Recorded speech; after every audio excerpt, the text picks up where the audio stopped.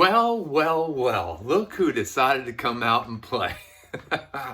Welcome back, everybody. Or you should be saying that to me, I guess. Mike with Run Dad Run podcast. It's been a little bit of a stretch since I've spoken to you last. Close to maybe 3.5 months. So I appreciate you clicking on the link and checking it out. So I've been busy. We've all been busy, right? 2020 is a crazy year. Had the holidays. Last time I spoke with you guys, I just finished my half marathon. It was the local half marathon here that I had been talking about and the plan that I had been training on. And man, it was a disaster. And when I recapped the race, I mentioned a few things. You may remember that pretty much I thought at the time that might be the last half marathon I ever run. Jury's still out on that. Probably not. I'm probably going to do one the end of this month coming up. May not be for time, but it's going to be to complete a half marathon running. So at the time I swore off half marathons, swore off October races. I think that's still holding true. I shot that race. I forget, it was either day of or day after the race. And I was pretty disappointed with my performance and with the results. But as time passes, I look back and I think maybe it wasn't that bad. There were a few things working against me, namely the heat. I'm not, I don't do very well in the hotter months. I get out there, I get my miles in, and I think I'm better for it when it comes to cool weather like we're experiencing here in Florida. I know the rest of the country right now actually is getting a ton of snow and extreme cold weather. We're not really experiencing that here in Florida. It was chilly-ish today in the 50s. There was no sun, so it never really warmed up, but I love running in this weather. This is perfect weather to run in my opinion. So October races, I definitely think that's not something that I'm going to be pushing myself for, especially the longer races. It's just, it's just too warm. So the September Tunnel to Towers run, still be doing that. That's really more for awareness and raising money than setting personal bests. If you do, great. If not, you raise some money for a good cause. So I talked the last time about possibly doing a turkey trot, and the jury for me is still out at the time on whether or not we're wanting to do races in person. And I just, especially here in Florida, I don't trust enough people to be doing the right thing. I see it when we go to the grocery store or to the gas station or whatever. I see there's enough people that may or may not be doing the right thing. And I have my family to think about. So rather than griping about it, I just stay home. That's my choice. And that's what I feel is best for me and my family. So that's what I've done with many of these races. So turkey trot, didn't sign up for one. The one that I wanted to do that I did last year, looks like they weren't doing it on the beach in New Smyrna. They had one that was similar. I don't think it was the same production, if you will, but they were going to do it in waves. So they were going to start, I don't know, a dozen people at one time, then a dozen people 5 minutes later, then a dozen people 5 minutes after that. And for me, I just went out on Thanksgiving morning and ran a 5K here in the streets by my house. I said, you know what? I want to get the miles in. I'll get the miles in. So that's what we did. And then obviously a month after that was Christmas. I mean, I guess to talk about it, October, the half marathon was later in the month, so had a full complement of mileage. Took the better part of 3 weeks off in November. So the last bit of October, last couple of days of October, first 2.5, 3 weeks of November, I took off, and I think I only had maybe 15 miles in November. But December, got back on it, got for me, my goal currently is minimum of 30 miles. So I did that December, I've done that January, and I'm pacing towards that or more in February. So I think what I'm bouncing all over the place. Point I'm trying to make is December, through the holidays, I was able to keep my mileage up. And I've been pretty happy with that. So um, what I'm looking at is a minimum of 30 miles a month right now, and obviously higher when I'm doing a training plan, just to get that maintenance in. I think 30 is the right number. So you may all remember I'm a Garmin guy, so I have my Garmin watch, and I'm coming up on 4 full calendar years with Garmin.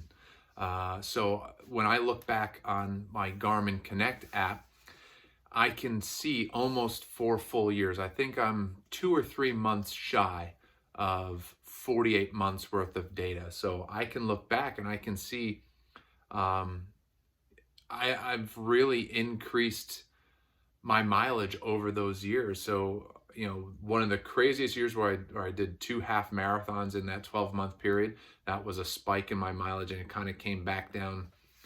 And right now, though, the last 12 months is the most mileage I've ever run aside from that chunk. So because of the way it all rounds out, looking back 12 months rather than a full calendar year, looking back 12 months, it's the most miles I've run. So every 12-month chunk that I look back, my mileage has increased. And I'm kind of, I guess, a data guy. I kind of look at the data. I'm constantly, anytime I go out for a run, I pull up my app. Okay, what'd that do to my monthly mileage? What'd that do to my weekly mileage? How's my year looking? And it's just my, I guess, way of staying motivated is setting those benchmarks and trying to work towards them and constantly improving them, even if just a little bit. I mean, I've told you I'm 400-ish miles a year. It's not a lot of mileage, but that's a ton more than I used to run. So it's 400-ish. The year before it was 300-ish. The year before it was 200-ish. So, I want to get to the point where now my benchmark is 40 miles. And when I train for my half marathon, it bumps up to 60, 70, 80, 90 miles a month. So my annual mileage is over 500 or pushing closer to 600. And for me, because of my injury history and my age, I have to be careful. I do have a physical job, so I can't just go out and, all right, I'm doing 90 miles this month with no build up to it. Because if I get hurt, my job suffers. So, I don't know, maybe that's just an excuse, but it's the reason that I tend to take things a little bit more slowly. So I've been maintaining that fitness, and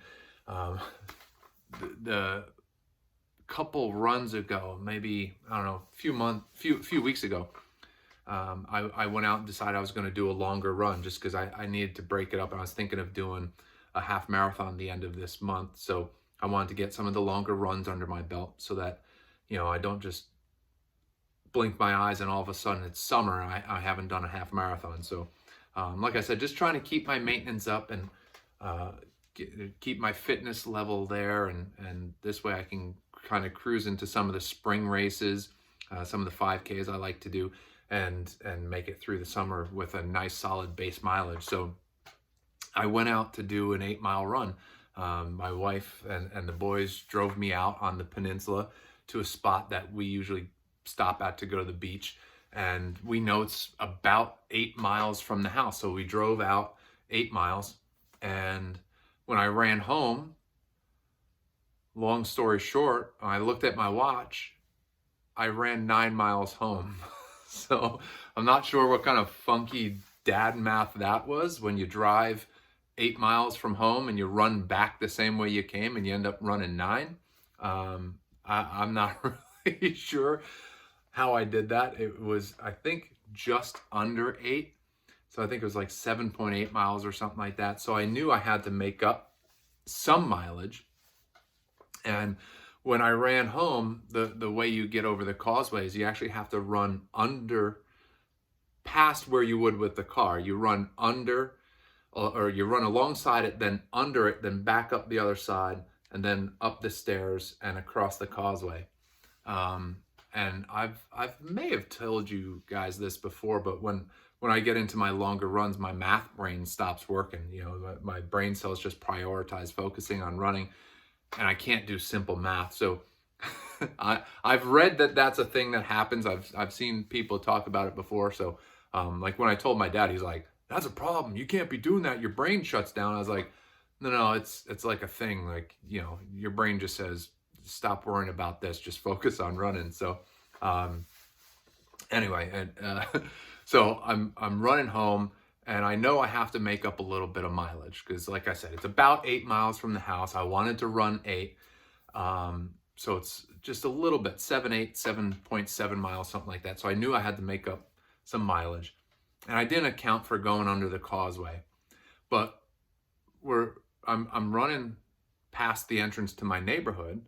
The park locally here is 0.6 miles from the house. So when I'm running past the house, I think it was like 7 point something miles that I had run, which makes sense. But in my brain, instead of looking and realizing that it was like 7.8 miles, I only had to do like a quarter mile more. My brain saw 7. I was like, oh shoot, I have to run like a full mile. And for some reason, when my watch beeped on 8, I thought it was, my brain just wasn't working. I thought I still had a full more mile to go. And I ended up running around the neighborhood and doing like a full extra mile and not realizing it. When I was running in front of the house and like the mileage went off, my wife texted me, and on my watch, I can't figure out how to do it. I'm, I guess, a bit of a Luddite when it comes to my Garmin watch and how to read the text message. Like, it'll show like partial text message, but if it's like a paragraph of a text message, there's no way to scroll and see the full message. And so I saw like the first line and wanted to see the second line, and I somehow stopped my watch for my run. I cleared her message and stopped my watch and went, oh shit. And I started it again while I was running.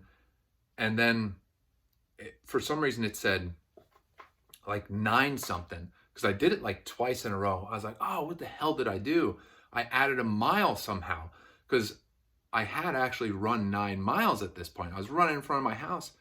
I clicked over 9, but I'm in my head, so that's impossible. It's 8 miles. I'm only 8 miles from home, and I thought I screwed it up. So I ran like another quarter mile just to make sure, because I thought I stopped it short of 8 and then screwed it up. And I'm looking at like, what the hell did I do? How did it add a mile?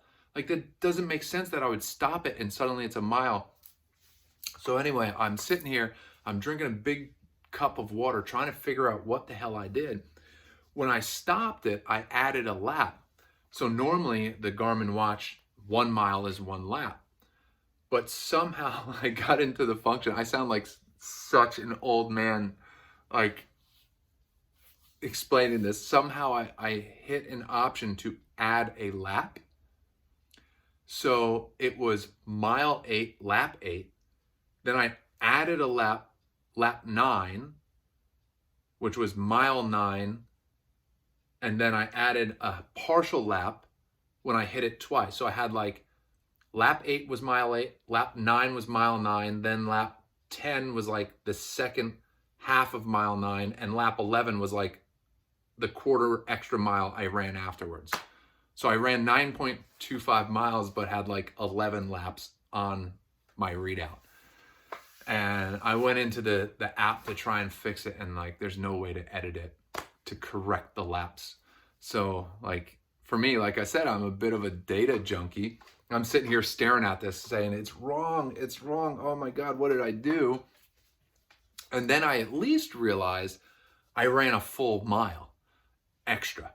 Like the extra around the causeway, and then instead of turning into my neighborhood, I ran past the entry and did the second entry to my neighborhood to like get that extra mileage, and then running in front of my house, it was actually clicking, you've completed 9 miles, and I was confused and ran an extra quarter mile. So like I finally figured out what I did as far as how I ran an extra mile and a quarter, but I couldn't figure out how I added 2 extra laps. Anyway, so I felt like an idiot. And repeating the story now makes me feel like even more of an idiot, because I sound like a complete fool. But anyway, so that was something I did recently, again, to try and maintain that fitness.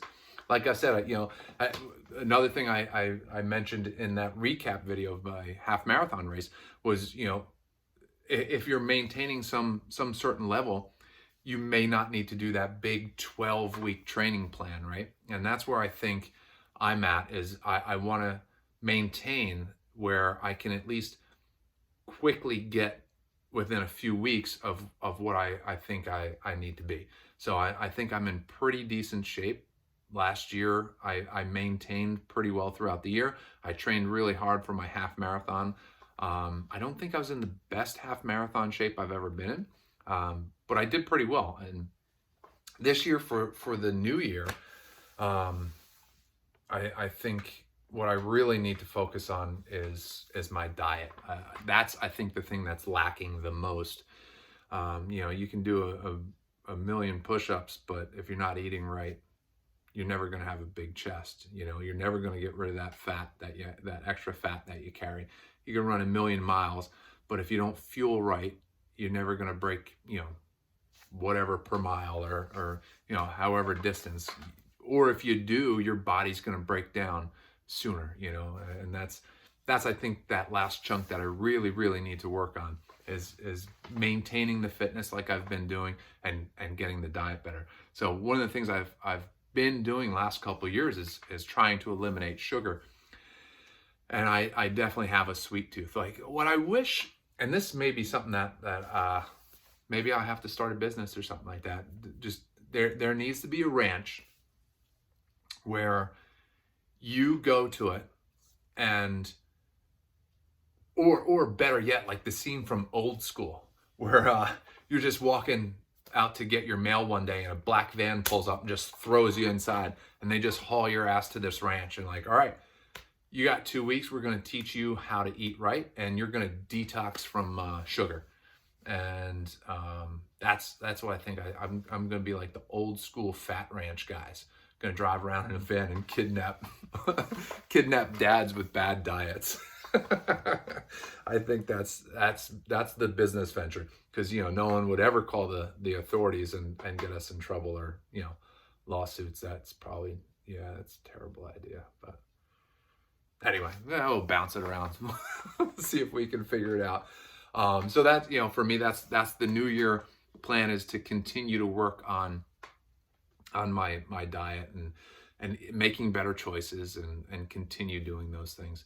I talked about a 5K plan last time, and that's something that I want to look at. I'm going to look at some of the spring races.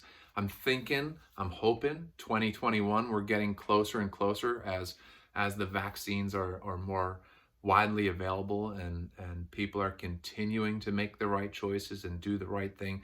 Maybe some of these races are more likely to be suitable for me and my family. Something I got to talk to my family about, talk to my wife, and some of my close relatives who are a little bit older. How they, if I do a race like this, do I got to wait to see my father for 2 weeks or something like that? Things like that. I gotta think about other people, not just myself wanting to run a personal best 5K time. So as we get closer to that, I think that's going to be one of the series that I do. I've talked about, the last one was the half marathon plan. Maybe I'll do a 5K plan with some speed work in it, and we can track my fitness that way.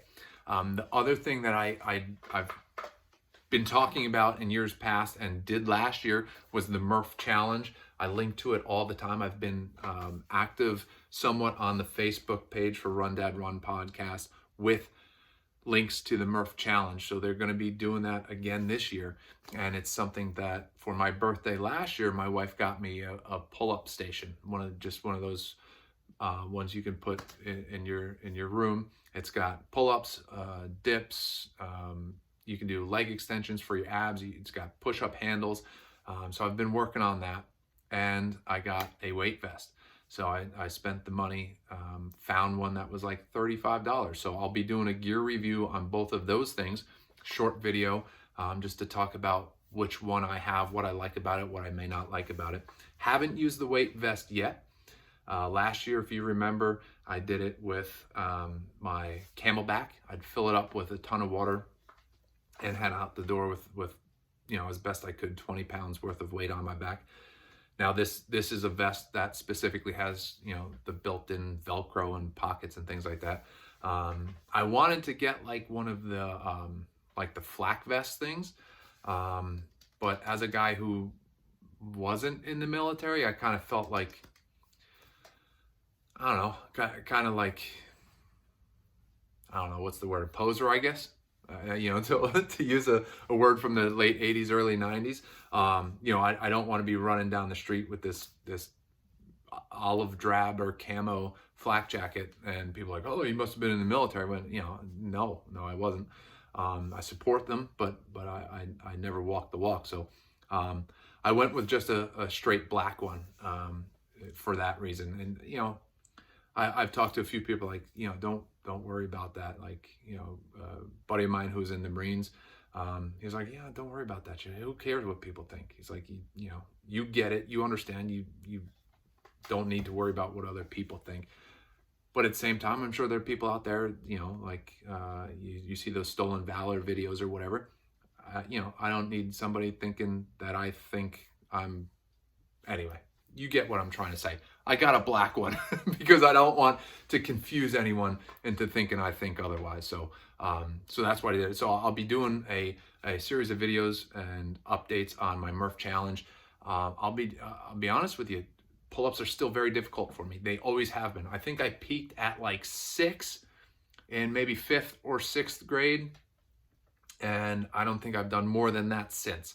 I know when we were in high school, I think it was sophomore year of football, we had like a monkey bar cage set up, and our coach wanted us to work on those things. I'm not sure how it relates to football other than upper body strength, but it was one of the things we would do with like shoulder pads on and stuff. And I forget if we did it with the pad or we had to take them off and then do it and then put them back on. But anyway, we used to, if a guy couldn't do it, you'd stand and just lift his feet just so he could get the reps in, or at least get negatives in, You lift him up to his chin and then he could do a negative coming down. And so that's probably the last time I had any real strength. I could do the monkey bars where you'd start and then you'd pull yourself up and skip 2, or you'd skip 1 to go every 2. We would be able to do that. So if it was like, I don't know, a dozen bars, you'd only touch 6 of them. So you'd start on the first and boom, boom, boom, boom, just straight across. I could do that, but I couldn't do a ton of pull-ups. So I'm working on that. I got resistance bands under my feet. I did that yesterday for the first time. Otherwise, I'll just hang. If I get 2 and I have no more in the tank, I'll just hang for 30 seconds. And then I'll do another set. I'll do 2 and I'll hang, just building up my grip strength, building up the muscles. So I am sore from yesterday, not terribly, but you can feel it. You can feel it in the muscles. So I'm saying a lot. I gotta stop complaining about it. But I appreciate everybody for checking this out. Like I said, final quick recap. Instead of I said I. I'm gonna keep you up to date on a 5K plan, let you know what date we're looking at and what type of plan. Like I said, it will not be a 12-week plan. I might try and find a 6-week plan or take one that I find that's 8 and whittle it down. And I'm gonna do the Murph challenge again. Look for posts from me about the Murph challenge. Look into it. Look into Mike Murphy, who he was, what he did, and what his foundation is all about. He's building a museum, or his foundation is building a museum for the Navy SEALs. And then some gear reviews. Going to do that weight vest. I'll do a gear review of that. And the pull-up station, at least, I'll do a gear review of that. And I may revisit the hydration vest as well. I did a quick in-video review of that. I may do a full review of that for just for a gear review. But anyway, I appreciate you guys checking out the video. I'm back. I appreciate you allowing me back into your lives, and hopefully we have some fun content. Another thing I wanted to ask you guys for, first of all, thank you for hanging around to the end of the video. I know sometimes I get sidetracked and I talk about nonsense, but I appreciate you guys listening, hanging around all the way to the end. Put some comments either on the Run Dad Run Facebook page or on this video in regards to topics you want me to talk about. So like I said, this is not just about running. It's not just about fitness. It's about me being a dad, juggling work, juggling life with coronavirus. And I would love for you guys to give me some topics that you'd like me to talk about, want my opinion on, or some stories if you know me, some things you'd like me to talk about that have happened in the past, if they're politically correct enough anyway. So love you guys. Appreciate it. See ya.